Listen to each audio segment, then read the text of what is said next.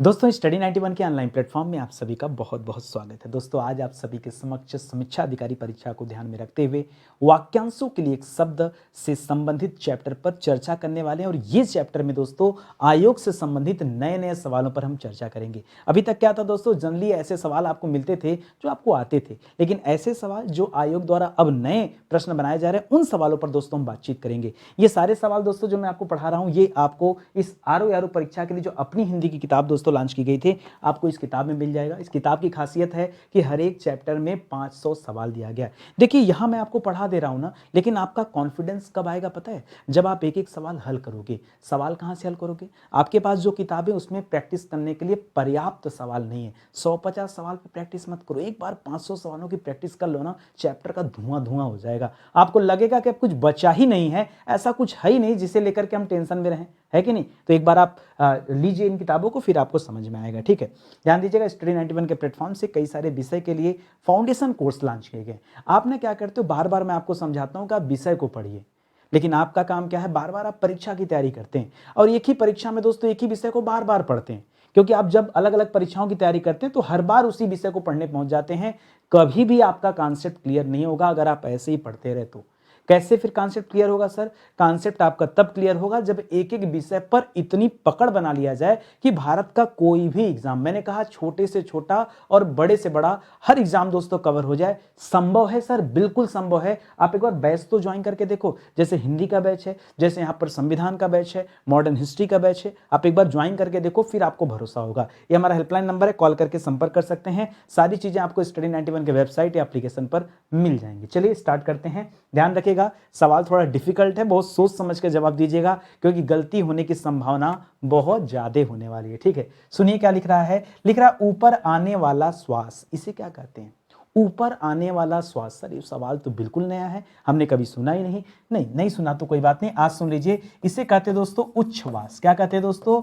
उच्छ्वास कहते हैं। ठीक है, उच्छ्वास। ठीक है, ऊपर आने वाले श्वास के लिए एक शब्द क्या होता है? उच्छ्वास। ऐसे एक और सवाल दोस्तों, ऊपर की ओर जाने वाली, ऊपर की ओर जाने वाली को क्या कहते हैं दोस्तों? ऊर्ध्वाधर कहते हैं। क्या कहते हैं दोस्तों? ऊर्ध्वा। अच्छा, ऊर्ध्वा में एक समस्या होता है सर, छोटा ऊ करें कि बड़ा ऊ करें, ये बड़ी बात होता है, तो याद रखिएगा छोटा ऊ करिएगा। ऐसे लिखा जाएगा, देखिए ऊर्ध्वाधर। ठीक है, ऊर्ध्वाधर कहते हैं दोस्तों ऊपर की ओर जाने वाली। ठीक है, इसी तरह से एक सवाल दे रहा है ऊपर की ओर बढ़ती हुई सांस। ठीक है, सांस मतलब, सांस का मतलब क्या है? सांस का तात्पर्य भी दोस्तों यहां किससे है? श्वास से ही है। ठीक है, श्वास कहिए चाहे सांस कहिए एक ही बात है। तो इसे क्या कहते हैं दोस्तों? अच्छा, एक चीज और दोस्तों, एक चीज और ध्यान से देखिए, एक मुझे याद आ गया।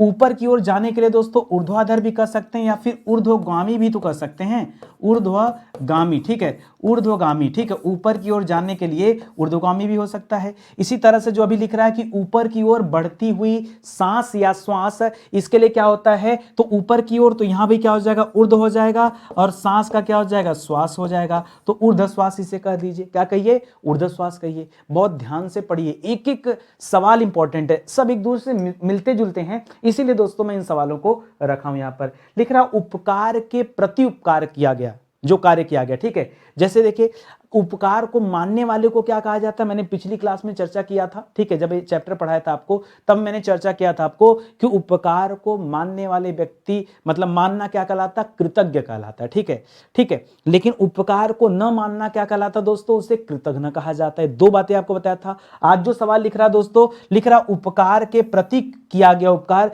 कि कोई उपकार हुआ हो उसके प्रति उपकार किया गया, उसे कहते हैं प्रत्युपकार। प्रतिधन उपकार बराबर क्या हो जाता है? प्रत्युपकार हो जाता है। याद रखेंगे तो यहां क्या हो जाएगा? ऐसे हो जाएगा प्रत्युपकार। ठीक है, प्रतिधन उपकार बराबर क्या हो जाएगा? ऐसे हो जाएगा प्रत्युपकार। ठीक है, प्रत्युपकार। ठीक है, इसे याद रखेंगे। बहुत प्यारा सा सवाल है, परीक्षा में आ सकता है। अगला सवाल देखिए, लिख रहा उतरती युवावस्था का। परीक्षा में ऐसे ही सवाल देता है, बच्चा परेशान कि सर इस लाइन का तो अपने को मतलब ही नहीं समझ में आ रहा है, और जब समझ में नहीं आ रहा तो सर जवाब कैसे दें? एक बार इसको तोड़ करके ना भाव को समझिए। क्या लिखा है? उतरती युवावस्था, यानी दोस्तों जवानी से बुढ़ापे के बीच के समय के लिए आपसे पूछा जा रहा है। क्या पूछा जा रहा है दोस्तों? जवानी से बुढ़ापे के मध्य का समय, इसके लिए एक शब्द पूछ रहा है। या फिर दोस्तों इसे मैं भी कह सकते हैं कि जब जवानी ढल रही हो, ढलती जमाने के लिए दोस्तों एक शब्द होता है, ये पुरुषों के संदर्भ में है, अधेड़। हम लोग कहते हैं ना एक अधेड़ आ रहा था, अधेड़ का मतलब क्या होता है, एक ऐसा पुरुष जिसकी जवानी अब समाप्त हो चुकी, वो वृद्धावस्था की तरफ बढ़ रहा है, जिसे हम प्रौढ़ भी बोल देते हैं। बट यहाँ स्पेशली आप याद रखेंगे, यहाँ पर आपका उत्तर क्या होगा दोस्तों, अधेड़ ही होगा, इसे आप याद रखेंगे। मैंने आपसे क्या कहा, आयोग अब नए नए सवालों को आपके सामने प्रस्तुत कर रहा है, तो आप इन सवालों पर प्रैक्टिस करिए, ठीक है। हमेशा घिसे पीटे पर नहीं, नई नई चीजें सीखेंगे तो आपके लिए बेहतर रहेगा। चलिए आगे बढ़ते हैं, अगला सवाल देखते हैं। अगला सवाल लिख रहा है कि उच्च वर्ण के पुरुष के साथ निम्न वर्ण की स्त्री का विवाह। पुरुष किस वर्ण का दोस्तों, उच्च वर्ण का है, स्त्री किस वर्ण की है, निम्न वर्ण की है। अब आप कहेंगे सर तो लव मैरिज हो गया। नहीं, यहाँ लव मैरिज आपको नहीं बताना है, यहाँ दोस्तों आपको बताना है कि इस विवाह का नाम क्या दिया गया है। दोस्तों विवाह के कई प्रकार आपने पढ़ा होगा, ठीक है, राक्षस विवाह, दैव विवाह, ब्रह्म विवाह, ठीक है, ऋषि विवाह, अनुलोम विवाह, ठीक है। इसी तरह से अगर उच्च वर्ण की कोई पुरुष है, अगर उसका विवाह दोस्तों निम्न वर्ण की स्त्री से होता है, तब उसे क्या कहते हैं, अनुलोम विवाह का नाम देते हैं। क्या नाम देते हैं दोस्तों, अनुलोम विवाह, ठीक है, अनुलोम विवाह का नाम उसे हम देते हैं, ठीक है। इसी तरह से एक सवाल दे रहा दोस्तों, उत्तर दिशा को क्या कहा जाता है। देखिए उत्तर दिशा से पहले मैं दिशाओं से संबंधित दोस्तों कई सारे सवाल बताता हूं। यहां तो आपसे उत्तर पूछ दिया, आपको पता ही है उत्तर दक्षिण और इधर पश्चिम हो जाएगा, इधर पूर्व हो जाएगा। परीक्षा में जो अच्छा सवाल देता है ना, ये जब दोस्तों कोनों के बारे में पूछने लगता है, ठीक है, तो याद रखेगा दोस्तों, मैं कोने का कुछ आपको स्टाइल बताता हूं, उसके माध्यम से याद रखे, बहुत मजा आएगा, ठीक है। देखिए इधर पाकिस्तान है, पाकिस्तान को हवा में उड़ा दो, इसलिए कहिएगा दोस्तों इसे वायव्य, क्या कहिएगा, वायव्य। इधर पूर्वोत्तर है, ईस्ट है, तो इसको बोलिएगा दोस्तों ईशान कोण, ठीक है। इधर दोस्तों ज्वालामुखी की है, नारकोंडम का नाम सुना होगा, बैरन का नाम सुना होगा, ज्वालामुखी पाया जाता है बंगाल खाड़ी में, तो इधर क्या हो जाएगा दोस्तों, आग्नेय कोण, क्या हो जाएगा, आग्नेय कोण। और इधर ऋषि महर्षि पश्चिमी घाट पर तपस्या करते थे, जैसे त्र्यंबकेश्वर, ज्योतिर्लिंग वगैरह का नाम सुना होगा, तो इसे नाम रखिएगा दोस्तों नैऋत्य। क्या नाम रखिएगा, नैऋत्य। यहां से सवाल आता है परीक्षा में आजकल, ठीक है, कि बताइए उत्तर पूर्व दिशा को क्या कहते हैं, बताइए दक्षिण पूर्व दिशा को क्या कहते हैं, बताइए जो है उत्तर पश्चिम को क्या कहते हैं, ऐसे सवाल आता है, ठीक है। अभी तो जो सवाल दे रहा है तो बहुत आसान सवाल है, लिख रहा दोस्तों उत्तर दिशा का, सिंपल सा सवाल पूछ दिया। अच्छा ये भी अपने आप में डिफिकल्ट है, ठीक है। उत्तर दिशा के लिए एक शब्द होता है दोस्तों उदीची। क्या शब्द होता है, उदीची शब्द होता है, तो याद रखेंगे उदीची। ऊ लिखिएगा, मार्कर कलम चेंज, ठीक है, उदीची ऐसे लिखेगा, ऊ लिखेगा, दी लिखेगा और ची लिखेगा, उदीची कहा जाता है। लिख रहा दोस्तों उसी समय का, मतलब ही नहीं समझा सर। आयोग ऐसे छोटा छोटा पैटर्न बनाना शुरू कर रहा है, ठीक है। अब क्या करेंगे, समस्या यह है कि जब तक आप इसका भाव पकड़ेंगे टाइम निकल जाएगा। देखिए बात को समझिएगा, पिछली क्लास में मैंने एक शब्द आपको दिया था, बताया था उसके बारे में, अद्यतन। याद है आपको, अद्यतन। अद्यतन मतलब अभी तक का, कब से, पूर्व से लेके अभी तक की बातों को हम क्या कहते हैं, अद्यतन कहते हैं। मैंने काफी एग्जाम्पल भी दिया था। उसी तरह से दोस्तों उस समय का, उस समय के लिए एक शब्द यूज होता तत्कालीन। जैसे हम लोग कहते हैं तत्कालीन प्रधानमंत्री, तत्कालीन राष्ट्रपति, मतलब उस समय के व्यक्ति थे, ठीक है, ये तत्कालीन राजा थे। तो यहां पर एक शब्द याद रखेंगे आप लोग, तत्कालीन, ठीक है, इसको याद रखेंगे। इसी तरह से एक अगला शब्द दे रहा दोस्तों, कम जानने वाला। कम जानने वाला, देखिए न जानने वाला और कम जानने वालों में बड़ा अंतर है, ठीक है। न जानने वाला और कम जानने वाले में बिल्कुल बहुत अंतर है, ठीक है दोस्तों। एक शब्द होता है सर्वज्ञ, ध्यान से समझिएगा, सर्वज्ञ। सर्वज्ञ कहा जाता है सब कुछ जानने वाला। ध्यान समझिएगा, कहां लिखूं मैं, जगह ही नहीं बन रहा है, ठीक है। यहां पे नोट करिए दोस्तों, एक शब्द होता है सर्वज्ञ। सर्वज्ञ कहते हैं दोस्तों सब कुछ जानने वाला। अब परीक्षा में दोस्तों सर्वज्ञ के साथ साथ दोस्तों आजकल बहुज्ञ दे रहा है। क्या दे रहा है, बहुज्ञ। जब बहुज्ञ देना तो बहुज्ञ मतलब होता है बहुत कुछ जानने वाला। देखिए सर्व मतलब सब कुछ और बहुज्ञ मतलब क्या हो गया, बहुत कुछ जानने वाला। इसी तरह से एक शब्द देता अल्पज्ञ। अल्पज्ञ मतलब अल्प यानी कम जानने वाला। अभी क्या पूछा है, कम जानने वाला, इसलिए यहां पर क्या कर लेंगे दोस्तों, अल्पज्ञ कर लीजिएगा। क्या कर लीजिएगा, अल्पज्ञ यानी कम जानने वाला, ठीक है। चलिए आगे बढ़ते हैं। लिख रहा कठिनाई से समझने योग्य, ठीक है, जो चीजें कठिनाई से समझ में आती हो, ऐसा विषय, ऐसी कोई बात जो कठिनाई से समझ में आती है, उसके लिए एक शब्द बताइए, ठीक है। देखिए समझने के लिए एक शब्द होता है बोध, ठीक है, कि जैसे लोग बोलते हैं ना बच्चा बोध है, मतलब इसको ज्ञान नहीं है। अब बोध का मतलब क्या होता है? ज्ञान, ठीक है। तो बोध का संदर्भ किससे हो गया दोस्तों? ज्ञान से हो गया। यहां क्या पूछ रहा है दोस्तों? कठिनाई से समझने योग्य। उसी बोध से अब कठिनाई जोड़ दीजिए, दुर्बोध, यानी जो चीज कठिनाई से समझ में आए वो क्या हो जाएगा? दुर्बोध। जो आसानी से समझ में आ जाए उसे क्या कहते हैं? सुबोध, ठीक है। तो याद रखेगा यहां पर क्या हो जाएगा दोस्तों? यहां पर हो जाता है दुर्बोध, ठीक है। क्या हो जाएगा? दुर्बोध। अब आप समझ रहे हैं ना मेरी बातों को? दुर्बोध, अबोध, सुबोध, ये सब जानिए। बोध किसे कहते हैं जानिए। नहीं जानेंगे तो कभी आप निर्माण नहीं कर पाएंगे शब्दों का, और शब्दों का निर्माण करने नहीं आया तो आप ये चैप्टर कभी समझ नहीं पाएंगे। आई बात समझ में? चलिए आगे बढ़ते हैं, अगले पॉइंट पर आते हैं। अगला दे रहा दोस्तों कल्पना से परे। कल्पना से परे के लिए क्या शब्द किया जाए दोस्तों? ठीक है, कल्पना से परे, इसके लिए कह सकते हैं दोस्तों कल्पनातीत। क्या कह सकते हैं दोस्तों? कल्पनातीत। कल्पना से परे के लिए एक शब्द क्या हो सकता है? कल्पनातीत शब्द हो सकता है। कल्पना से परे, कल्पना से अतीत, ठीक है, इसको कर सकते हैं। लेकिन किसी की हंसी उड़ाना, किसी की हंसी उड़ाना, उसके लिए एक शब्द होता है दोस्तों उपहास। क्या होता है दोस्तों? किसी की हंसी उड़ाना, इसे क्या कहा जाता है? उपहास, ठीक है, इसको भी याद रखेगा। लिख रहा कुछ दिनों तक बने रहने वाला।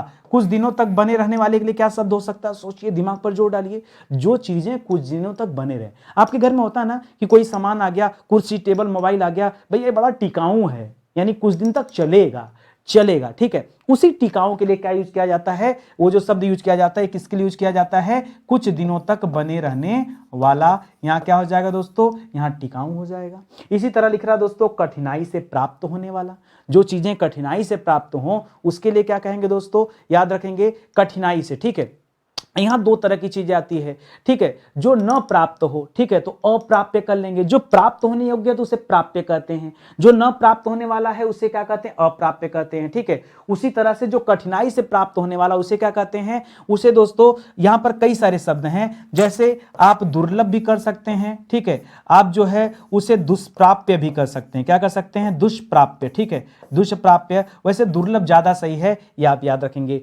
करने योग्य को क्या कहा जाता है दोस्तों? करने योग्य, कुछ करने योग्य को, इसके लिए एक शब्द होता है करणीय। क्या होता है दोस्तों? एक शब्द होता है करणीय। बट एग्जाम में दोस्तों मैंने ये भी पढ़ा है कि कई जगह पे कर्तव्य को माना गया। वैसे ज्यादा सही क्या है दोस्तों? करणीय ज्यादा सही है, बट कई जगह कर्तव्य को भी क्या माना गया? करने योग्य, ठीक है। क्या माना गया है? करने योग्य। अच्छा लग रहा है, समझ में आ रहा है? अच्छा, नए नए प्रश्न मिल रहे हैं कि नहीं मिल रहे हैं? ठीक है, अगर आप चाहते हैं इसी तरह की क्लासेस चलती रहे तो कितना शानदार होगा, है कि नहीं? चलिए आगे बढ़ते हैं, अगला चैप्टर, अगला टॉपिक देखते हैं। लिख रहा है टॉपिक, क्या टॉपिक तो वही है, मतलब अगला स्लाइड पे अगले प्रश्नों को देखते हैं। आदत हो गया है, ठीक है, हमेशा टॉपिक चेंज करता हूँ, चैप्टर चेंज करता हूँ तो वो रिदम में आ गया हमारे। लिख रहा है किसी कथा के अंतर्गत आने वाली दूसरी कथा। मान लीजिए कोई बात यहाँ पे चल रही, मैं हिंदी पढ़ा रहा हूँ, पढ़ाते पढ़ाते मैं इतिहास में चला गया, विज्ञान में चला गया, भूगोल में चला गया, ठीक है। इसी तरह से कई बार ऐसा होता होगा कि कोई स्टोरी चल रही है और उसके चलते चलते मामला कहीं और चला गया, बात कुछ और हो रही है, तब तक कहानी कुछ और चली गई। तो वही लिख रहा दोस्तों, किसी कथा के अंतर्गत आने वाली जो दूसरी कथा होती है उसे क्या कहते हैं? उसे कहते हैं दोस्तों अंतः कथा। क्या कहते हैं दोस्तों? अंतः कथा नाम देते हैं। क्या नाम देते हैं? अंतः कथा। अगला देखिए, लिख रहा जो अपने अधीन कार्य करने वाले कर्मचारियों की निगरानी रखे। कोई ऐसा व्यक्ति, कोई ऐसा अधिकारी, ठीक है, जो अपने अधीन काम करने वाले लोगों की क्या करता है? निगरानी रखता है, उसे क्या कहते हैं? अधीक्षक। क्या कहते हैं? निरीक्षक मत कहिएगा, दूसरों के कार्यों का देख ताक करने वाले, जांच पड़ताल करने वाले को निरीक्षक कहते हैं, ठीक है। जो ऐसा अधिकारी, जो यहां पे क्या लिखा है एक बात समझिएगा, अपने अधीन, जो अपने अधीन काम करने वाले लोगों का देख ताक करता दोस्तों, उसे हम क्या कहते हैं? उसे अधीक्षक कहते हैं। अगर यही सवाल क्या कह देता, याद रखेगा, यही सवाल अगर कह देता कि दूसरों का जांच पड़ताल, ठीक है, ठीक है, जांच पड़ताल की बात आती, तब दोस्तों हम क्या कहते? तब यहां पे हम कहते हैं निरीक्षक। क्या कहते हैं दोस्तों? निरीक्षक, ठीक है, निरीक्षक। जैसे परीक्षा में दोस्तों निरीक्षक आता है, जब आपका एग्जाम होता है तो दोस्तों बैच आता है ना चेकिंग करने के लिए, ठीक है, उसे क्या कहते हैं? निरीक्षण करने के लिए जो लोग आते हैं उसे निरीक्षक कहते हैं। वो दूसरों का निरीक्षक करते हैं, दूसरों की जांच पड़ताल करते हैं, ठीक है। अधीक्षक दोस्तों जैसे स्कूल का अधीक्षक हो सकता है, आपके हॉस्टल का अधीक्षक हो सकता है, तो वो अपने लोगों तक ही सीमित होता है, सबके लिए वो नहीं होता है, ठीक है। ये है, लिख रहा किसी सभा या संस्था का प्रधान। किसी सभा या संस्था का जो प्रधान होता है उसके लिए एक शब्द बताइए, ठीक है। तो सभा या संस्था के प्रधान को क्या कहते हैं दोस्तों? अध्यक्ष कहते हैं। अधिधन अक्ष बराबर क्या हो जाता है? अध्यक्ष। यहां अधि नाम का उपसर्ग लगा होता है, परीक्षा में सारी चीजें आती है। लिख रहा किसी कार्य के लिए दी जाने वाली सहायता। बहुत बढ़िया सवाल है, किसी कार्य के लिए दी जाने वाली सहायता को क्या कहा जाता है? आपने कई बार देखा होगा सरकार आपको कई सारी चीजों पे सब्सिडी देती है, ग्रांट देती है। सब्सिडी और ग्रांट दोनों अलग अलग चीजें होती हैं। अब बताइए, क्या आपको ग्रांट मिलता है, सब्सिडी मिलता है? सिलेंडर लेते हैं, कुछ पैसा ज्यादा देना पड़ता है, बाद में सरकार रिफंड करती है, आप कहते हैं अनुदान है, हिंदी में अनुदान कहते हैं, इंग्लिश में उसे सब्सिडी कहते हैं। ये जो ग्रांट होता है ये भारत सरकार राज्य सरकारों को देती है, ठीक है। तो याद रखिएगा, संस्था के लिए, सोसाइटी के लिए ग्रांट होता है, लोगों के लिए सब्सिडी होता है। फिलहाल हम हिंदी पढ़ रहे हैं तो यहां पर ध्यान दीजिएगा दोस्तों, यहां पर हो जाएगा अनुदान। क्या हो जाएगा दोस्तों? अनुदान हो जाएगा। किसी कार्य के लिए दी गई किसी को सहायता क्या कहलाता है? अनुदान कहलाता है, ठीक है। लिख रहा, किसी मत या प्रस्ताव का समर्थन करने की क्रिया क्या कहलाती है? बताइए, किसी मत का आप समर्थन कर रहे हैं, किसी प्रस्ताव का आप समर्थन कर रहे हैं, उसे कहते हैं अनुमोदन। क्या कहते हैं दोस्तों? यहां पर एक शब्द दोस्तों, अनुमोदन। अनुमोदन। कोई दिक्कत आपको? एकदम मस्त हो कि मेरी क्लास में पढ़ाई करिए। देखिए, टेंशन नहीं होना चाहिए। हमारी क्लास में आ गया और टेंशन हो गया तो फिर मामला गड़बड़ चल रहा है, ठीक है। एकदम खुशी खुशी पढ़ो। टेंशन, ज्यादा कठिन सवाल आ गया क्या? ज्यादा परेशान कर दिया आपको? ठीक है, परेशानी हो रही तो क्षमा चाहता हूं, लेकिन मेरा हमेशा उद्देश्य रहता है कि मतलब वही घिसे पिटे सवालों को पढ़ाने में मजा नहीं आता। इच्छा होती कि नहीं कुछ ऐसा सवाल ढूंढ के लाओ ना बच्चा एक भी ना कर पाए। कभी कभी तो ऐसा लगता है, लेकिन फिर सोचता हूँ कि वीडियो नहीं चलेगा, फिर लोग पसंद नहीं करेंगे, ठीक है। लोगों को लगेगा जरूरत से ज्यादा पढ़ा रहे हैं, ठीक है। थोड़ा कंट्रोल में चलिए, कोई बात नहीं। लिख रहा, किसी व्यक्ति या सिद्धांत का समर्थन करने वाला, किसी व्यक्ति का समर्थन करने वाला, किसी सिद्धांत का समर्थन करने वाला, किसी मत का समर्थन करने वाला क्या कहलाता है? बताइए। बहुत अच्छा सवाल है, बहुत बहुत अच्छा पॉइंट है। ये तो ऐसी चीज है जो बच्चे बच्चे को पता है। मैं चलिए, नहीं आ रहा है ना, मैं आपको एक काम करता हूं, एक बढ़िया सुधार देता हूं इतिहास विषय से कनेक्ट करके। आपने देखा हो दोस्तों, जो जैसे कई सारे ऐसे राजा हुए हैं जो जैन धर्म को फॉलो करते थे, कई सारे ऐसे भी राजा हुए हैं जो बौद्ध धर्म को फॉलो करते थे। तो उन्हें क्या करते थे? सर, वो बौद्ध धर्म के अनुयायी थे, तो वो तो गया। पर्टिकुलर किसी सिद्धांत, किसी मत, किसी विषय को मानने वाले को क्या कहा जाता है? अनुयायी कहा जाता है। अब नहीं जोड़ता तो नहीं याद आता। तो कभी जब ये चैप्टर आपके सामने आए ना, तो हमेशा आप सोचा करिए कि ये मुद्दा कहां से जोड़े और कहां से इसका उत्तर निकाल के लाए, हमेशा आपको याद हो जाएगा, ठीक है। तो यहां पर क्या लिख देना चाहिए दोस्तों? यहां पर हमें लिखना चाहिए अनुयायी। क्या लिखना चाहिए? अनुयायी। आगे देखिए, लिख रहा है, किसी कार्य को बारंबार करना, बार बार करना, किसी कार्य को बार बार करना, ठीक है। बार बार का मतलब लगातार नहीं होता है, ध्यान दीजिए। लगातार का मतलब होता है कंटिन्यूटी, और बार बार का मतलब होता है कि एक बार किया फिर कुछ टाइम रुक के दोबारा किया। इसे क्या कहा जाता है?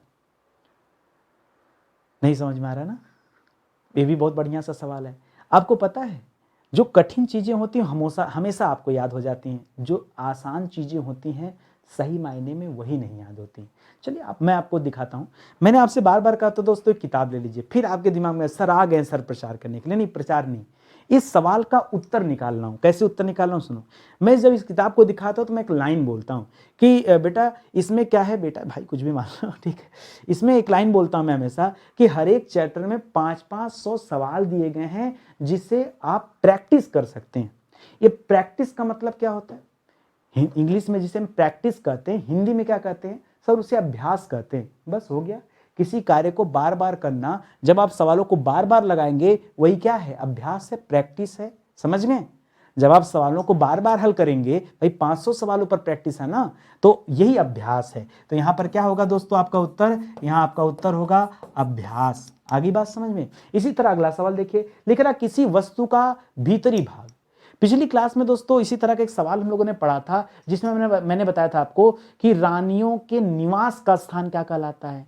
तो मैंने दो उत्तर दिया था। एक तो दोस्तों, रानियों के निवास के स्थान को हम रनिवास कहते हैं, और दूसरा उसे हम क्या कहते हैं दोस्तों? दूसरा हम उसे कहते हैं अंतःपुर। तो अंदर का हो जाता है, ठीक है। अच्छा नहीं, मैं तो अलग सवाल बता दिया। चलिए इसको भी जान लीजिए। किसी वस्तु का भीतरी भाग, वहां महल के भीतर का मुझे याद आ गया, ठीक है। किसी वस्तु का भीतरी भाग, भीतर के लिए दोस्तों एक शब्द होता अभ्यंतर। क्या शब्द होता दोस्तों? अभ्यंतर, ठीक है। अब अभ्यंतर होता कि आभ्यंतर होता है, ये बड़ी बात है, हमेशा याद रखेगा दोस्तों। आ होता है, क्या होता है? आभ्यंतर, ठीक है। क्या होता है दोस्तों, चाहे आप ऐसे लिख लो, चाहे आप जो है आभ्यंतर ऐसे लिख लो, दोनों सही है ऐसे, ठीक है। आभ्यंतर ये होता है जब भीतर की बात करें, ठीक है, जब भीतर की बात करें कि किसी वस्तु का भीतरी भाग। इसी तरह से बाह्य भाग लिखेगा तो याद रखेंगे क्या करेंगे, किसी चीज का बाहरी भाग क्या होता है बताइए, सोच समझ के बताइए। भीतरी भाग तो अभ्यंतर हो गया, सोचिए और जवाब दीजिए, ठीक है। चलिए आगे देखिए, नहीं आता तो मैं तो बता ही दूंगा। किसी वस्तु को प्राप्त करने की तीव्र इच्छा, किसी भी वस्तु को प्राप्त करने की तीव्र इच्छा को दोस्तों क्या कहते हैं, इससे आपके अंदर भी कई सारी चीजों की चाहत होगी कि हमें मिल जाए, ठीक है। तो याद रखेगा उस इच्छा को कहते हैं दोस्तों अभिप्सा। क्या कहते हैं दोस्तों, अभिप्सा। क्या कहते हैं, किसी चीज को पान, इसीलिए अभिप्सा पर्यायवाची पढ़ते हैं कि इच्छा की पर्यायवाची क्या होती है, लिप्सा भी होता है और अभिप्सा भी होता है, पढ़ते हो ना, इच्छा की पर्यायवाची, ठीक है। तो याद रखेंगे ये अभिप्सा होता है, किसी चीज को पाने की इच्छा को अभिप्सा कहते हैं। लिख रहा किसी प्राणी को न मारना, बताइए किसी प्राणी को न मारना ये क्या कहलाता है। ये तो मेरे लिए भी थोड़ा सा कठिन हो गया, सोचिए, दिमाग पर जोर डालिए, सही बताओ तो मुझे नहीं याद आ रहा है, ठीक है। किसी प्राणी को न मारना क्या हो सकता है, किसी प्राणी को न मार, होगा बहुत आसान सा होगा, बस दिमाग में नहीं आ रहा मेरे। ट्राई करो, आप भी ट्राई करो, मैं भी कुछ सोचता हूं। किसी प्राणी को न मारना, मार दिया, किसी को भी मार दिया तो हिंसा हो गया, नहीं मारा तो अहिंसा हो गया। हाँ, जोड़ना पड़ेगा इस तरह से, ठीक है। वैसे एक बार चेक कर लेना कि यही उत्तर है कि कुछ और है। अच्छा, ऐसा भी नहीं है कि दोस्तों केवल यही हो सकता है इसका कोई और भी अर्थ हो, ऐसा भी हो सकता है कि इसका कोई और भी अर्थ हो। ऐसे मेरे दिमाग में आ गया कि न मारोगे तो हिंसा हो जाएगा, नहीं मारोगे तो अहिंसा हो जाएगा, तो ऐसा मुझे याद आ गया, मैंने बता दिया। कुछ आपके दिमाग में हो सकता है इसका एक दो तीन अर्थ हो जाए, ठीक है, वो भी हो सकता है। तो एक बार आपके पास भी कोई जवाब है तो आप दे सकते हैं, ठीक है। ध्यान दीजिएगा दोस्तों, स्टडी 91 के प्लेटफॉर्म से समीक्षा अधिकारी परीक्षा को ध्यान में रखते हुए दोस्तों 2 किताबें लॉन्च की गई हैं। एक आरो यारो अपनी हिंदी, जबरदस्त किताब है, प्री और मेंस के सारे सवाल कवर किए गए हैं बहुत बेहतरीन तरीके से। और आपको ऐसी पहली किताब मिलेगी जिसमें चारों ऑप्शन की व्याख्या और 500 सवाल प्रत्येक चैप्टर में दिए गए हैं, कुल 3000 सवाल। उसी तरह से दोस्तों जो आरो यारो जीएस है, इस किताब में दोस्तों 12000 से अधिक प्रश्नों का संकलन किया गया है। एक नए पैटर्न पे किताब मिलेगी कि आज जो सवाल बना, कल आयोग उस सवाल से और क्या क्या चीजें पूछ सकता है, ये दोस्तों आपको इस किताब से मिलेगा, पता चलेगा। एक बार आप लेके देखिए, जबरदस्त किताब। बाकी अपनी हिंदी तो सुपर सेलिंग बुक है हमारी, ठीक है, इसे भी आप ले सकते हैं। ये हमारा हेल्पलाइन नंबर है, कॉल करके संपर्क कर सकते हैं। किताब कहां से मिलेगी, तो हमारी वेबसाइट से या एप्लीकेशन से आप किताब को ले सकते हैं, ठीक है। 48 घंटे के अंदर दोस्तों किताबें आप तक पहुंच जाएंगी, मतलब आज ऑर्डर करोगे तो आज को छोड़ देना, ठीक है। 48 घंटा ट्रेवल टाइम लगता है, ठीक है, वो आपके यहाँ तक किताबें मिल जाएंगी। चलिए आगे बढ़ते हैं। अगला देखिए, लिख रहा है किसी छोटे से प्रसन्न होकर उसका उपकार करना। किसी छोटे से प्रसन्न होकर उसका उपकार करना दोस्तों क्या कहलाता है बताइए। जैसे कोई छोटा अच्छा काम कर दिया, अब उससे हमें खुशी मिल गई, प्रसन्नता मिल गया, तो उसके ऊपर जब कोई हम उपकार करते हैं उसे क्या कहते हैं दोस्तों, उसे कहते हैं अनुग्रह। क्या कहते हैं दोस्तों, छोटे के ऊपर उपकार करने को क्या कहते हैं, अनुग्रह कहते हैं। क्या कहते हैं दोस्तों, अनुग्रह, ठीक है, अनुग्रह, ठीक है, अनुग्रह कहते हैं, याद रखेंगे। लिख रहा है किसी के दुख से दुखी होकर उस पर दया करना क्या कहलाता है, ठीक है। भाई आजकल तो ऐसे लोग हैं ना दुनिया में जो दूसरों के दुख से सुखी होते हैं, उनको दुख मिला हमको बड़ा प्रसन्नता हो रहा है, ऐसे ऐसे लोग हैं, ठीक है। वो नहीं, जो दूसरों के दुख से दुखी हो, दूसरों के सुख में सुखी हो, उसे क्या कहा जाता है, उसे कहा जाता है अनुकंपा। क्या कहा जाता है, अनुकंपा। अब एक बढ़िया सा कहानी आपको बताता हूँ, कहानी का एक लाइन बताता हूँ, आप ये कभी नहीं भूलोगे। हम भगवान के सामने जब कभी विनती करने जाते हैं तो एक लाइन कहते हैं, भगवान अपना आशीर्वाद हम पर बनाए रखें और अपनी अनुकंपा बनाए रखें। तो आशीर्वाद बनाए रखने का मतलब क्या है, अगर भगवान ने अपना आशीर्वाद हम पर दे दिया तो हम क्या हो जाएंगे, अपनी जिंदगी में सफल हो जाएंगे, है कि नहीं, ठीक है। और इसी तरह से जब भगवान की अनुकंपा हम मांग लेंगे, तो अनुकंपा क्यों मांगते हैं कि जब हम दुखी रहें तो भगवान हमारा साथ दें। जब भगवान उस दुख में जब भगवान हमारा साथ देंगे तो हमें क्या मिलेगी, हमें ढाढ़स मिलेगा और बेहतर करने का हम प्रयास करेंगे। और जब हम सुख में रहेंगे तब भी भगवान हमारा साथ दें, क्योंकि जो व्यक्ति दुख में साथ दिया था, सुख में तो उसे साथ में लेना पड़ेगा। इसलिए हम भगवान से क्या कहते हैं, हे भगवान अपनी अनुकंपा बनाए रखना। हाँ, बात समझ में आ गया, अब नहीं भूलोगे। अभी तक नहीं बताता ये सारी बातें तो भूल जाते, आदत जो है ना। देखिए सब चीजें पढ़ाने वाले के ऊपर होती है। हर विषय आसान होता है, कोई भी ऐसा विषय नहीं है जो डिफिकल्ट हो मेरी नजर में। मैं तो पूरे जीएस के हर विषय पर काम करता हूं और मुझे लगता है कि हर विषय पढ़ाना बहुत आसान है। सब कुछ टीचर के हाथ में कि हम कितने बेहतर ढंग से बच्चों को सिखा पा रहे हैं, समझा पा रहे हैं। आप देखो ना, ये क्लास पढ़ के आपको लग रहा होगा गजब के हिंदी के मास्टर हैं। हिंदी के मास्टर नहीं है, जीएस के भी मास्टर हैं। आप जीएस की प्लेलिस्ट जाके चेक करिए, उसके वीडियो चेक करिए, जीएस के पेड कोर्सेज चेक करिए, तो फिर आपको लगेगा कि ओहो, ये हिंदी के मास्टर नहीं थे, हिंदी तो ऐसे ही पढ़ा देते थे, मास्टर तो जीएस के हैं। एक बार मौका दीजिए। फिलहाल आपका उत्तर क्या हो जाएगा दोस्तों? आपका उत्तर हो जाएगा दोस्तों अनुकंपा। क्या हो जाएगा? अनुकंपा आपका जवाब हो जाएगा इस सवाल का सही जवाब। ठीक है, लिख रहा है किसी श्रेष्ठ का मान या स्वागत। ठीक है, किसी श्रेष्ठ का मान या स्वागत करना क्या कहलाता है? देखिए, हृदय से स्वागत करने को हम हार्दिक कहते हैं, पिछली क्लास में मैंने बताया था। और यहाँ क्या कर देंगे दोस्तों, किसी श्रेष्ठ का, अपने से बड़ों का, गुरुजनों का, किसी का भी इस तरह से, ठीक है, स्वागत करना क्या कहलाता है? सर नहीं पता, चलो कोई बात नहीं। मेला की याद दिलाता हूँ। मेले में तो अक्सर करके हमारे यहाँ जब कभी गांव जाता था, अब तो बहुत दूर हो गए हैं, ठीक है, समय नहीं मिल पाता, जा नहीं पाता, वे सब काम है। तो जब कभी मैं छोटा था, पढ़ाई करता था, तो घर के पास में एक दुर्गा पूजा का पंडाल लगता था। ठीक है, तो मुझे माइक लेकर के बोलने का बड़ा शौक रहता था। तो छोटे छोटे बच्चों में हर बच्चे को बोलने का बड़ा शौक रहता था कि जय मां अम्बे ठेकमा समिति आपका हार्दिक स्वागत और अभिनंदन करती है। मेले में आए हुए सभी लोगों का हार्दिक स्वागत और अभिनंदन। ठीक है, तो हार्दिक स्वागत मतलब हृदय से स्वागत, अभिनंदन मतलब जो भी हमसे बड़े बुजुर्ग, माता पिता समान जो लोग भी आए हैं, हम हृदय से उनका स्वागत करते हैं। अभिनंदन लिख लो भैया। किसी श्रेष्ठ का स्वागत करना, मान करना क्या कहलाता है? अभिनंदन कहलाता है। क्या कहलाता है? अभिनंदन। सर आज ना जोड़ जोड़ के पढ़ने में जो मजा आ रहा है ना, जो सीखने में मजा आ रहा है, देखो मैं आऊँगा, लिखा है लाइन, यहाँ लिख दूँ, चला जाऊँ, अरे यही करना था तो किताब में भी लिखा है। ऐसे हम तो 50 ही पढ़ा रहे हैं, किताब में तो 500 लिखा है। ठीक है, उससे नहीं काम चलेगा। ये जो चीजें मैं बता रहा हूं, ये कौन बताएगा? ये किताबों में नहीं लिखा होता। आप भी समझदार हो, आप समझदार हो ना, चीजों को समझ रहे हो, तो अच्छे से पढ़ते चलो। लिख रहा किसी विशेष वस्तु की हार्दिक इच्छा क्या कहलाती है? उसको पाने की इच्छा क्या कहलाती है? अभी हमने पीछे बताया एक शब्द अभिप्सा, किसी वस्तु को पाने की तीव्र इच्छा, तीव्र लालसा, उसे कहते हैं अभिप्सा। यहां पे क्या करते हैं दोस्तों? हार्दिक इच्छा। कुछ थोड़ा सा चेंज करना पड़ेगा, इसे कहेंगे हम अभिलाषा। क्या कहेंगे? अभिलाषा। किसी चीज को पाने की हार्दिक इच्छा को क्या कहा जाता है? अभिलाषा। तीव्र इच्छा को क्या कहा जाता है? अभिप्सा। अगर यही लिख देता क्या, अगर लिखता परीक्षा में तीव्र इच्छा, क्या लिखता दोस्तों? तीव्र इच्छा, तब आप क्या कहते दोस्तों? तब आप कहते अभिप्सा। क्या कहते? अभिप्सा। यही कहते हैं ना, इसको भी याद रखेंगे। ठीक है, आगे बढ़िए। लिख रहा है किसी के शरीर की रक्षा करने वाला। ठीक है, किसी की शरीर की रक्षा करने वाले के लिए एक शब्द बताइए। बोलिए बोलिए बोलिए, ये डिफिकल्ट शब्द है। ठीक है, किसी के शरीर की रक्षा करना, नहीं समझ में आ रहा? इतना आसान है ना। एक बच्चा बोला उधर से, सर बॉडीगार्ड। हाँ, अरे अंग्रेजी में नहीं, हिंदी में बताइए। सर बॉडीगार्ड बता दिए तो हिंदी तो पकड़ ही लेंगे। अंग रक्षक कहते हैं भाई। बड़े बड़े लोग क्या करते हैं? अपने आसपास क्या लेके चलते? अंग रक्षक लेके चलते। अंग रक्षक मतलब जो अंगों की रक्षा करे, अंग मतलब शरीर की रक्षा करे। तो कहाँ दिमाग जा रहा है भाई? बहुत आसान तो है। ठीक है, तो यहाँ क्या उत्तर हो जाएगा दोस्तों? अंग रक्षक हो जाएगा। देखो मेरी मानना एक बात, जब कभी आप इस चैप्टर को पढ़ना ना, इस चैप्टर से हमेशा वाक्य का निर्माण करना। अगर आपने वाक्य निर्माण कर लिया ना, फिर दोबारा ये चैप्टर कभी भी आपको परेशान नहीं करेगा।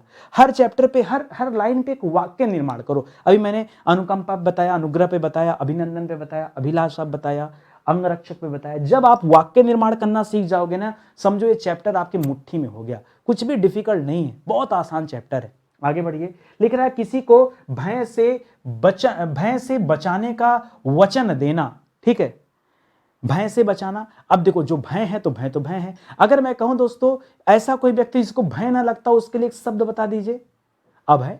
क्या हो जाएगा? अभय। क्यों? भयभीत नहीं होता तो अभय हो गया। तो दोस्तों यहां किसी को भय से बचाने का वचन देना, कुछ देने को क्या कहते हैं? दान। इसको हम क्या मिला, दोनों शब्द मिला दिया, क्या बन गया? अभय दान। क्या बन गया दोस्तों? दोनों मिलाया और उत्तर क्या बन गया? उत्तर बन गया दोस्तों अभय दान। समझ रहे बात को? ऐसे बनाया जाता है। लिख रहा करने की इच्छा को क्या कहते हैं? क्या करने की इच्छा को? कार्य करने की इच्छा को क्या कहते हैं दोस्तों? तितिरसा कहा जाता है। बहुत अच्छा शब्द है, लिखिएगा यहां पर। तितिरसा नहीं, चिकित्सा कहा जाता है। क्या कहा जाता है? चिकित्सा। तैरने की इच्छा को तितिरसा कहते हैं। अगर परीक्षा में कभी पूछे तैरने की इच्छा, तैरने की इच्छा, इसे क्या कहा जाता है दोस्तों, इसे कहा जाता है तितिरसा। क्या कहा जाता है दोस्तों, तितिरसा कहा जाता है। ठीक है, स्टार लगाइएगा, यहां पर ध्यान दीजिएगा। कुछ करने की इच्छा को क्या कहा जाता है, चिकित्सा कहा जाता है। ठीक है, चलिए आगे बताइए दोस्तों। कच्चे मांस की गंध, याद रखिएगा, कच्चे मांस की गंध है, या इसका एक और आता है मांस जलने की गंध। ठीक है, मांस जलने की गंध। ठीक है, ये दोनों एक ही है दोस्तों, कच्चे मांस की गंध है या मांस जलने की गंध है। इसके लिए एक शब्द होता है दोस्तों विस्र। क्या होता है दोस्तों, विस्र, स्र। ठीक है, वो याद रखेगा, श्रवण वाला मत करिएगा, ये वाला स्र करिएगा ऐसे। ठीक है, विस्र कहते हैं। ठीक है, कच्चे मांस की गंध या मांस जलने की गंध। लिख रहा है कमल के समान गहरा लाल रंग। कमल का जो लाल रंग होता है, जो कीचड़ में उगने वाला कमल होता है, वो दोस्तों उसका जो लाल रंग होता है उसे क्या कहा जाता है, बताइए उसे क्या। उसके लिए एक शब्द होता है दोस्तों, जो गहरा लाल रंग होता है उसके लिए भी दोस्तों आप कहते हैं, जब कभी दुर्गा चालीसा पढ़ी उसमें एक शब्द आता है सोड़ित। वो वैसे रक्त के लिए यूज होता है। ठीक है, लेकिन सोड़ित में जो सोड़ शब्द है ना, याद रखेगा, उस सोड़ का मतलब क्या होता है, वो गहरे लाल रंग को रिप्रेजेंट करता है। हमारे शरीर का जो लाल रंग है किस कारण है दोस्तों, बताइए, हीमोग्लोबिन की वजह से। किसकी वजह से दोस्तों, हीमोग्लोबिन की वजह से। कभी अच्छा, कई सारे बच्चे सोचते होंगे सर हिंदी का टीचर कैसे पढ़ा सकता है। देखिए, तो रैंडम बात आ रही है ना, मैं आपको बता रहा हूँ चीजें। खून का जो रंग होता है वो लाल रंग होता है। आपने पढ़ा किसकी वजह से, हमने कहा हीमोग्लोबिन की वजह से। बच्चे बच्चे को पता है। एक सवाल और आप पढ़ते हैं कि कौन सा विटामिन रक्त को थक्का बनने से में मदद करता है, मदद करता है, रोकता नहीं है, मदद करता है। आप उत्तर पढ़ते हैं विटामिन के। लेकिन मान लीजिए परीक्षा में एक नया सवाल दे दे, हमारे शरीर के भीतर जो ब्लड है ये तो मूव कर रहा है, ये तो थक्का नहीं बन रहा है, लेकिन जैसे ही कहीं अगर कट जाता है, मान लीजिए यहाँ चोट लग गया, ब्लड यहां से बाहर है, यहां थक्का बन जाता है। अंदर क्यों नहीं थक्का बन रहा है, सोचिए, अंदर क्यों नहीं थक्का। अब एक सवाल आपके परीक्षा में आयोग ने दाग दिया, पूछ दिया, क्या पूछ दिया कि बताइए कौन सी प्रोटीन है, विटामिन यानी होता है, वो कौन सा प्रोटीन है जिसकी वजह से ब्लड शरीर में तरल अवस्था में बना रहता है। उत्तर पता है क्या, हिपेरिन नामक प्रोटीन। कौन सा है, हिपेरिन नामक प्रोटीन। तुमने क्या क्या सीखा, ठीक है, एक तो हिपेरिन को याद रखेगा, एक विटामिन के को याद रखेगा, दूसरा हीमोग्लोबिन को याद रखेगा। हीमोग्लोबिन का सोर्स पूछ सकता है कि कहां से मिलेगा हीमोग्लोबिन, याद रखेगा सबसे ज्यादा हीमोग्लोबिन मिलता है आयरन से। सवाल को जोड़ने का तरीका होना चाहिए। कई सारे बच्चे हो सकता है परेशान हो, सर हिंदी पढ़ाते हुए कहां ले जा रहे हैं, रुको यार, तुम्हारे परीक्षा की बात कर रहे हैं, परीक्षा की बात कर रहे हैं। देखो अब यहां कई सवाल आते हैं। सवाल क्या आता है दोस्तों, शरीर में कभी आयरन की कमी हो जाता है। हीमोग्लोबिन से आयरन का एकदम डायरेक्ट कनेक्शन है, पति पत्नी टाइप का, ठीक है, एकदम सीधा सीधा कनेक्शन है। तो शरीर में आयरन की कमी हुई नहीं कि शरीर में खून की कमी हो जाती है। जैसे शरीर में खून की कमी हो जाती है, कौन सा रोग होता है, एनीमिया नामक रोग होता है। हिंदी में क्या कहते हैं, रक्त अल्पता कहते हैं। क्या कहते हैं, रक्त अल्पता। ठीक है, तो रक्त अल्पता हो गया, एनीमिया हो गया, ठीक है, ये सारा होता है खून की कमी। सर खून बढ़ाएं कैसे, आयरन बढ़ा लो। सर आयरन कैसे बढ़ाएं, दो चीजों से आयरन बढ़ेगा। एक तो आयरन लेना शुरू कर दो।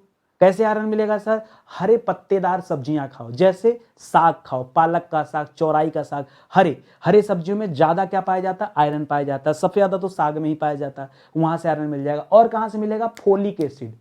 किससे मिलेगा, फोलिक एसिड। डायरेक्ट कनेक्शन कहां से, जब बच्चा पेट में होता है ना, जन्म होने वाला होता है, भ्रूण में रहता है, तब दोस्तों माँ जो खाना खाती है ना, अब वही उसका जो उससे खाने की वजह से बाद जो ब्लड बन रहा है शरीर में, उस ब्लड से दोस्तों कुछ ब्लड तो बच्चे के पास चला जाएगा। तो ऐसे में माँ के पास दोस्तों ब्लड कम हो जाता है, तो उसको ज्यादा खाना पड़ता है, उसको ज्यादा ब्लड चाहिए होता है। ज्यादा ब्लड कहां से मिलेगा, फिर आयरन। डॉक्टर लिखते हैं आयरन फोलिक एसिड की दवा लो, ठीक है। ये आयरन फोलिक एसिड क्या है, आयरन आपके शरीर में ब्लड को बढ़ाएगा, फोलिक एसिड क्या करेगा, वो भी ब्लड को बढ़ाएगा। सब जुड़े हुए हैं, ठीक है। तो मजा आता है जब कभी जीएस की क्लास में आओ, इस तरह से चीजों को पढ़ो। एक एक पॉइंट से जब सवाल निकलना शुरू होता है ना, इसी पॉइंट पर दोस्तों मैंने जीएस की किताब तैयार किया है, इसी पॉइंट पे कि आज आयोग ने ये पूछा, अगर गलती से आयोग ने पूछ दिया विटामिन के बारे में, मैं तुरंत आपको हिपेरिन पे ले गया, मैं तुरंत आपको अन्य तथ्यों पर ले गया कि देखो अगली बार उससे जोड़कर आयोग ये पूछ सकता है। ये इसीलिए मैं कह रहा हूं आप किताब को ऑर्डर करिए, पढ़िए। बहुत जल्द दोस्तों उस किताब के आधार पर मैं आपकी क्लास जो स्टार्ट करने वाला हूं, तो उसको भी आप ज्वाइन करेगा, मजा आएगा। फिलहाल यहां आपको समझ में आ गया ना, सोड़ लिख रहा है काला पीला मिला रंग। काला और पीला, काला रंग को हम अगर ये पूछ देता दोस्तों सवाल की, बताइए काला रंग को क्या कहा जाता है, काला रंग के लिए एक अन्य कोई शब्द बताइए। तो काला को दोस्तों हम पढ़ते हैं श्याम कहा जाता है, ठीक है। इसीलिए हम कृष्ण को श्याम बुलाते थे, क्यों, क्योंकि कृष्ण सांवले थे। काले रंग के थे, इसी लोगों को श्याम भी कहा जाता था। तो यहाँ पे काला और पीला का मिला रंग दोस्तों, इसे कपीस कहा जाता है। क्या कहा जाता है? कपीस। आप कहेंगे सर हमने सुना था कपीस बंदर को कहा जाता है। देखिए बंदर की पर्यायवाची है, लेकिन अनेक शब्दों के एक शब्द में जब आप पढ़ेंगे काला और पीला का मिला रूप, इसे क्या कहा जाता है? इसे भी कपीस कहा जाता है। ठीक है, ये भी आप याद रखेंगे। ठीक है, आगे बढ़िए। चलिए, लिख रहा दोस्तों, केचुए की स्त्री क्या कहलाती है? केचुए की स्त्री, सर ये स्त्री, हाँ वही स्त्री। ठीक है, तो याद रखेगा केचुए की स्त्री को कहते हैं दोस्तों शिली। क्या कहते हैं? शिली। अच्छा, अपने दिमाग में दोस्तों आप शिली मुख मंत्र कर दीजिएगा। ठीक है, शिली मुख, चंचलिक दोस्तों, ये सब किसे कहते हैं? ये कहा जाता है उसको क्या नाम है, भंवरे को। ठीक है, भंवरा भ्रमर उसको कहा जाता है। ठीक है, कुएं की जगत, आप कहेंगे सर जगत माने संसार वाला जगत नहीं, जगत का तात्पर्य दोस्तों यहाँ चबूतरा से। किससे दोस्तों? जगत का तात्पर्य किससे है? जैसे मान लीजिए गांव में ऐसे कुआं बना होता है, तो कुएं के पास दोस्तों इस तरह का क्या होता है दोस्तों? एक चबूतरा बना होता है। ठीक है, ये चबूतरा बना होता है। इस चबूतरे पे दोस्तों गांव के लोग बैठते थे पहले। ठीक है, यही बैठ के बैठकबाजी होती थी। वो जो चबूतरा होता है, गांव की जो चबूतरे होते, गांव के कुएं की जो जगत होती, चबूतरा होता, उसके लिए एक शब्द होता वीना। क्या शब्द होता है दोस्तों? एक शब्द होता है, उसका क्या नाम है? याद रखेगा, उसी शब्द को बताना आपको, वीना। क्या कहते हैं दोस्तों? वीना कहते हैं। नया मिला? बिल्कुल मिलेगा। लेकिन किसी के पास रखी हुई दूसरे की संपत्ति, ठीक है, उसकी खुद की नहीं है, उसके पास किसी और ने रख दिया, उसे क्या कहा जाता है दोस्तों? उसे कहा जाता है न्यास। उसे न्यास कहा जाता है, या उसे दोस्तों थाती कहा जाता है। क्या कहा जाता है? न्यास और थाती दोनों कहा जाता है। न्यासी शब्द बनता है न्यासी, ट्रस्टी, उसका अपना कुछ नहीं, उसमें दूसरे लोग, ट्रस्ट में क्या होता है, दूसरे लोग दान करते हैं ना, तो दूसरों की संपत्ति वहां होती है दोस्तों। किसी ने दे दिया, किसी ने कुछ और दे दिया, किसी ने कुछ और दे दिया, इस तरह से बन गया ट्रस्ट। तो ट्रस्ट मतलब न्यास, और न्यास का मतलब यहां से है, इसको समझिए। ठीक है, लिख रहा केवल वर्षा पर निर्भर, नहीं बता पाएंगे। वर्षा के लिए एक शब्द होता है वर्षण, वर्षा के लिए एक शब्द होता है वर्षण। लेकिन अगर पूछे दोस्तों वर्षा पर निर्भर, उसे क्या कहा जाता है? बता रहा आपके लिए बिल्कुल नया शब्द है, याद रखेगा, बारानी। क्या कहा जाता है? बारानी।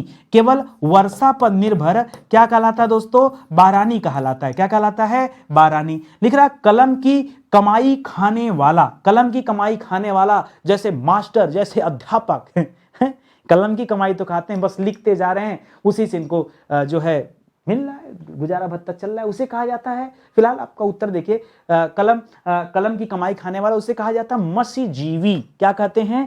मसीजीवी। अच्छा, कितने ऐसे बच्चे हैं जिनको ये लग रहा है कि हाँ सर आज की क्लास में हमें कुछ मिला नया? ठीक है, मुझे लग रहा है मसीजीवी ऐसे नहीं लिखा जाएगा, मसी कैसे लिखा जाएगा? ठीक है, मन को संतुष्टि नहीं मिल पा रही लिख करके। ठीक है, हमको लग रहा है यही वाला सही, मसीजीवी। ठीक है, ये गलत है। ठीक है, इसे लिखेगा मसीजीवी। ठीक है, कलम की कमाई खाने वाले को देख लीजिएगा, मात्र थोड़ा डाउट होगा तो ठीक है, तो मसीजीवी याद रखेगा, कलम की कमाई खाने वालों को क्या कहा जाता है? मसीजीवी कहा जाता है। आगे बढ़िए, लिख रहा कुएं के मेंढक के समान संकीर्ण बुद्धि वाला। ये जो कुएं का मेंढक होता है ना, उसको लगता है एक छोटा सा कुआं, उसी को 4 राउंड घूम लिया, कहा सब देखें, पूरी दुनिया जानते हैं, ऐसा कोई कोना नहीं जो हम नहीं जानते। उसे क्या पता कि हम ब्रह्मांड के तुच्छ प्राणी हैं।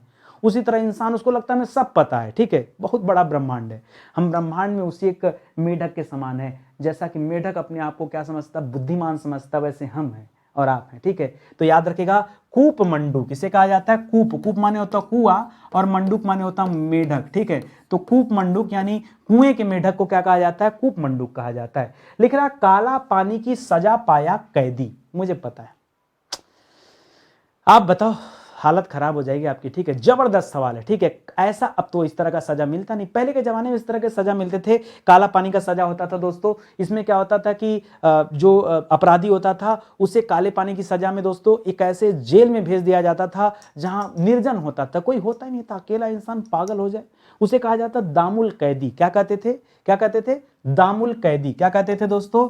याद रखेंगे, दामुल, दामुल कैदी। ठीक है, ये सब नए सवाल हैं। ठीक है, मजा आ जाता है पढ़ करके। कह रहा किसी के काल में दखल देना, हस्तक्षेप मत करना मेरे काम में, हस्तक्षेप, किसी की बात में दखल देना, किसी के काम में दखल देना क्या कहलाता है दोस्तों?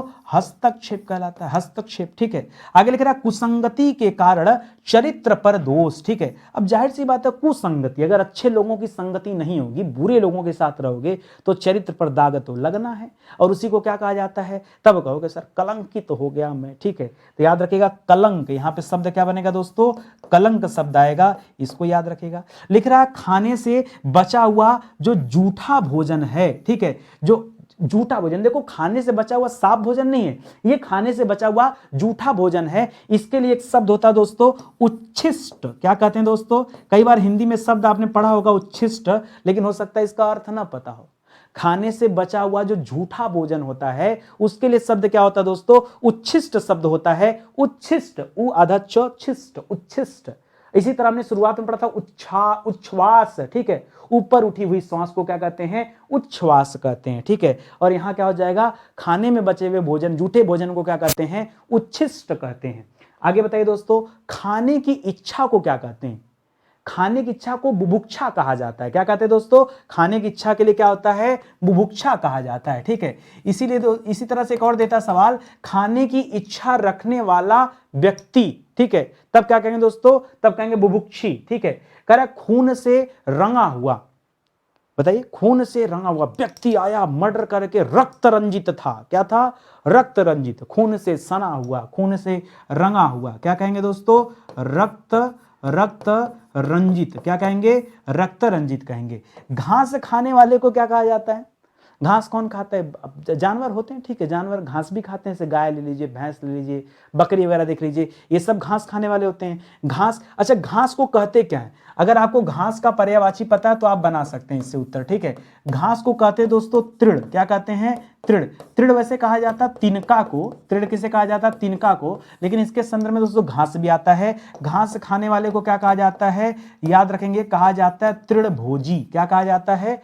तृणभोजी। कभी कभी पर्यायवाची भी मदद कर देता है इन सब कामों में। लिख रहा दूसरों के दोष को खोजने वाला, दूसरों के दोष को खोजने वाला, उसे कहा जाता है दोस्तों छिद्रान्वेषी। क्या कहा जाता है? छिद्रान्वेषी। ठीक है, जो दूसरों में हमेशा क्या करे? दोष ढूंढे, गलतियां ढूंढे, उसके लिए एक शब्द क्या होता है? छिद्रान्वेषी होता है। दूसरे के हित में अपने आप को संकट में डालना। कई बार ऐसा होता होगा, किसी को जरूरत पड़ा, आप अकेले परेशान हो, पहुंच गए दूसरे की मदद करने, ठीक है, और दूसरों की मदद करके और परेशान हो गए, अपनी परेशानी को बढ़ा लिए। उसके लिए दोस्तों एक बढ़िया सा शब्द होता है आत्मोत्सर्ग। क्या कहते हैं दोस्तों? उसके लिए एक शब्द होता है आत्मोत्सर्ग। क्या कहते हैं? आत्मोत्सर्ग। ठीक है, बहुत बढ़िया सवाल है। होता होगा कई बार आप में से बहुत सारे ऐसे बच्चे होंगे जो खुद परेशानी में रहते हुए भी दूसरे की मदद करने पहुंच जाते हैं। ऐसी भावना होनी चाहिए, तभी तो जीवन चलेगा, संसार चलेगा।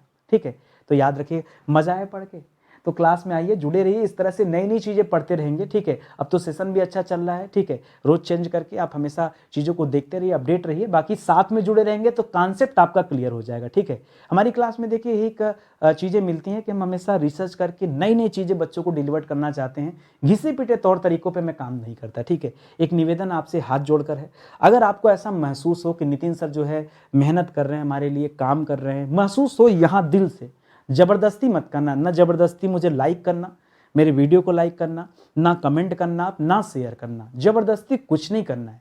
अगर आपका दिल करे, यहाँ से आवाज़ आए कि नहीं हमें नितिन सर का साथ देना चाहिए, इनकी मदद करनी चाहिए, तो दोस्तों आप लाइक करिए, शेयर करिए। बाकी ऊपर वाला है, मुझे ये पता है कि मुझे अच्छा काम करना, अच्छे काम के लिए कुछ सोचते नहीं है। ठीक है, तो बस मन में है कि नहीं यही काम करना है तो बस करना है तो करना है। ठीक है, बाकी ज़्यादा कुछ सोचना नहीं। ठीक है, तो बहुत बहुत धन्यवाद आपका। सेशन ही समाप्त होता है। बाकी यही कहूँगा मैं, किताबें भी हैं, ये सब ई बुक हैं, ऐसे विषय जो पूरी तरह से पढ़ा दिए गए, ये उनके हैंड रिटन नोट्स हैं जिन्हें आप हमारे वेबसाइट एप्लीकेशन से ले सकते हैं। किताबें दोस्तों ऑर्डर करेंगे तो ये किताबें पैक होकर बाई पोस्ट आपके घर जाती हैं। ठीक है, तो इसे भी आप ऑर्डर कर लो, इसके बिना तैयारी कहीं ना कहीं अधूरी ही रहेगी। ठीक है, क्लास देखने के बाद बिना प्रैक्टिस के मज़ा नहीं आएगा। आप चाहते हैं एग्ज़ाम क्वालिफाई करना तो क्लास देखते रहिए, और क्लास में भी नई नई चीज़ें मैं देते रहता हूँ। बाकी किताब ले लीजिए, जीएस की और हिंदी की दोनों किताबें कम से कम आपके पास होनी चाहिए, रहेगी तब आप देखिए कितना बढ़िया आपकी तैयारी होती है। ठीक है, एक बार मंगा के देखिए, नहीं अच्छा लगेगा तो कमेंट करेगा ना, इसमें जब आकर के कमेंट बॉक्स में दीजिएगा कि बेकार किताब है, रद्दी किताब है, मत खरीदना, बोलना ना, कोई दिक्कत नहीं। हमने तो देखो किताब दिल से लिखा, अब पसंद तो आएगी भाई, मन से लिखूंगा तो क्यों नहीं पसंद आएगी। जैसे मैं अच्छा पढ़ा रहा हूँ, मुझे पता है मैं अच्छा काम कर रहा हूँ, नई चीज़ें ढूंढ रहा हूँ, बच्चों को दे रहा हूँ, क्यों नहीं पसंद आएगी, हो ही नहीं सकता ना पसंद आए। ठीक है, तो उस टाइप का हमारा विचार है। एक बार आप लीजिए किताब, फिर देखिए, बहुत मजा आएगा, बहुत बेहतरीन किताब है। ठीक है, बहुत बहुत धन्यवाद आपका। जय हिंद, जय हिंद, जय Bharat. Thank you so much.